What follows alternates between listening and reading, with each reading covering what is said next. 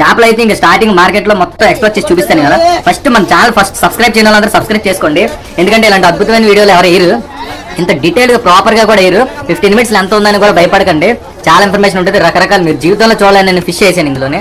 మొత్తం నేను ఒక హాఫ్ డే నా టైం వేస్ట్ చేసుకుని తీసాను వీడియో మన వ్యూయర్స్ గురించి. చూడండి ఇక్కడ ఫిష్ కొనుక్కుని కటింగ్ మొత్తం ఇక్కడే ప్రాసెస్ అన్నీ అయిపోతాయి. పెద్ద పెద్ద ఫిష్ దొరుకుతాయి, చాలా రకాలు, రవ్వ అంట, బొచ్చు అంట, కొరమీన్ అంట, అదంట ఇదంట ఏదేదో అంట.